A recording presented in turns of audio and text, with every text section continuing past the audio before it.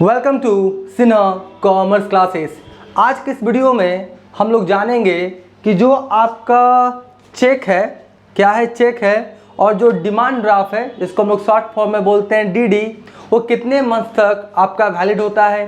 क्या टाइम बीत जाने के बाद क्या वो जो आपका चेक है या जो ड्राफ्ट है उसका क्या होता है, वैलिडिटी समाप्त हो जाता है, कैंसिल हो जाता है, क्या उसको टाइम को एक्सटेंड किया जा सकता है। इसके बारे में आज क्या करेंगे, डिटेल्स इन्फॉर्मेशन मैं आपको दूंगा।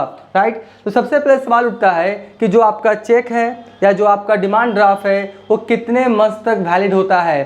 तो आपका जो चेक है और डिमांड ड्राफ्ट है वो 3 मंथ तक क्या होता है, आपका वैलिड होता है। कितने मंथ तक वैलिड होता है? 3 मंथ तक। देखिए हुआ क्या है कि आपका आरबीआई के द्वारा रिजर्व बैंक ऑफ इंडिया के द्वारा आपका 4 नवंबर 2011 को आरबीआई के द्वारा 4 नवंबर 2011 को एक नोटिफिकेशन इशू किया गया था, जिसमें बताया गया था कि आपका 1 अप्रैल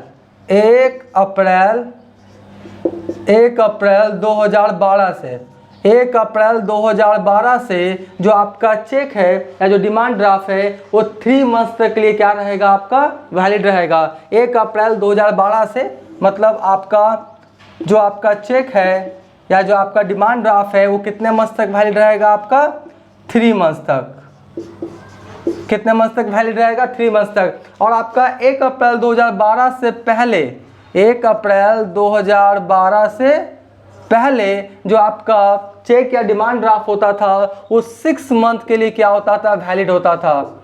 कितने मंथ के लिए? 6 मंथ के लिए। तो 1 अप्रैल 2012 से आपका जो चेक है या जो डिमांड ड्राफ्ट है वो कितने मंथ के लिए वैलिड है, आपका 3 मंथ के लिए। ठीक है, अब सवाल उठता है कि मान लेते 3 मंथ बीत जाने के बाद जो आपका चेक है या जो डिमांड ड्राफ्ट है क्या वो इनवैलिड हो जाएगा, क्या उसको यूज किया जा सकता है या नहीं किया जा सकता है, इसको समझिए। तो देखिए जैसे ही आपने क्या किया, चेक में डेट मेंशन कर दिया और 3 मंथ बीत गया, उसके बाद इस चेक का किसी तरह का यूज आप कर सकते नहीं है। एक तरह से चेक क्या हो गया, इनवैलिड, कागज का टुकड़ा हो गया, इसको आप एक्सटेंड कर सकते नहीं है। जैसे फॉर एग्जांपल मान लेते हैं कि आपने चेक आपने इशू किया है, मान लेते हैं 1 जनवरी को आपने एक चेक इशू किया है 1 जनवरी 2024 को। ठीक है, तो ये कितने मंथ तक आपका चेक वैलिड रहेगा? 3 मंथ तक। तो पूरा जनवरी, पूरा फरवरी, पूरा मार्च, यानी आपका कितना हो गया, 31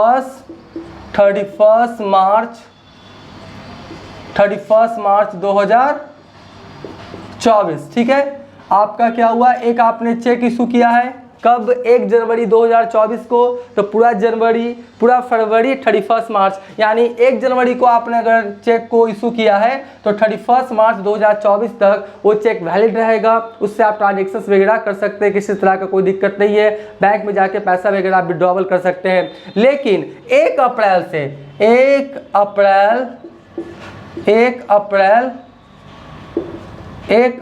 2024 से, ठीक है, 1 अप्रैल 2024 से ये जो आपने चेक इशू किया है ना, ये जो आपने चेक इशू किया है वो क्या हो जाएगा, आपका इनवैलिड। यानी 1 अप्रैल 2024 से ये जो चेक है ये क्या हो जाएगा, आपका इनवैलिड। एक तरह से क्या हो जाएगा, कागज का टुकड़ा, इसको आप किसी तरह का यूज कर सकते नहीं है। तो अगर आपने किसी को चेक इशू किया है या चेक लिया है तो इस चीज़ पे ध्यान दीजिएगा कि 3 मंथ्स के अंदर आप क्या करेंगे, इसका पेमेंट दे देंगे या पेमेंट क्या करेंगे, आप रिसीव कर लेंगे। हाँ, लेकिन ड्राफ्ट में जो आपका ड्राफ्ट होता है, जो आपका डिमांड ड्राफ्ट होता है, जो आपका डिमांड ड्राफ्ट होता है ना, जिसको हम लोग क्या बोलते हैं शॉर्ट फॉर्म में डीडी। ठीक है, तो अगर आपके पास मान लेते हैं डिमांड ड्राफ्ट है और 1 जनवरी 2024 को आपने डिमांड ड्राफ्ट बैंक से क्या किया, बनवाया है, और ड्राफ्ट कौन बनाता है, बैंक, और चेक कौन आपका इशू करता है, अकाउंट होल्डर, ये आपको पता होना चाहिए। तो आपका डिमांड ड्राफ्ट आपने 1 जनवरी 2024 को बनाया, 3 मंथ 31 मार्च 2024 क्या हुआ, मान लेते हैं बीत गया। ठीक है, तो क्या जो आपका ड्राफ्ट है क्या इनवैलिड हो जाएगा? नहीं। आप बैंक पे जाएंगे और बैंक को बोलेंगे टाइम क्या करें, आप एक्सटेंड कर दें, तो बैंक आपके इंस्ट्रक्शन के अनुसार या रिक्वेस्ट के अनुसार जो ड्राफ्ट है उसका जो डेट था 31 मार्च 2024 उससे क्या करेगा, एक्सटेंड कर देगा। हाँ, इसके लिए बैंक थोड़ा बहुत आपसे क्या करेगा, कमीशन वगैरह, चार्ज वगैरह क्या करेगा, काटेगा। तो ड्राफ्ट जो है आपका 3 मंथ्स बीतने के बाद वो एक्सटेंड किया जा सकता है, लेकिन चेक आपका एक्सटेंड किया जा सकता नहीं है। बात समझ गए। अब आपके मन में एक सवाल होगा कि आपके घर में जो चेकबुक पड़ा हुआ है, जैसे बैंक से जो चेकबुक आता है तो चेकबुक पड़ा हुआ है, क्या वो 3 मंथ्स के लिए वैलिड है? नहीं। डेट जब तक मेंशन नहीं होगा आपका क्या रहेगा, चेक वैलिड रहेगा। डेट मेंशन आप कर देते हैं, चेक में डेट क्या करते हैं, मेंशन कर देते हैं, तो जिस दिन आपने चेक का डेट मेंशन किया उसके अगले 3 मंथ्स तक वो चेक क्या रहेगा, वैलिड रहेगा। डेट मेंशन कर दिए तो 3 मंथ्स तक क्या रहेगा, वैलिड रहेगा। आपने चेक में डेट मेंशन नहीं किया है तो कोई दिक्कत नहीं, वो आपका वैलिड रहेगा। ठीक है, तो आई होप ये बातों को आप क्या किए होंगे, समझ गए होंगे। तो इन्फॉर्मेशन अगर आपको अच्छा लगा वीडियो को लाइक कर देंगे, चैनल को सब्सक्राइब नहीं किया तो चैनल को सब्सक्राइब करके हमारा हौसला बढ़ाएंगे, बेल आइकन हिट कर कॉल कर देंगे। इससे क्या होगा, कोई भी वीडियोस मैं आपका फाइनेंस से रिलेटेड डालूंगा उसका सबसे पहले नोटिफिकेशन आपको मिल जाएगा। तो आज का वीडियो यही करते हैं। Thank you.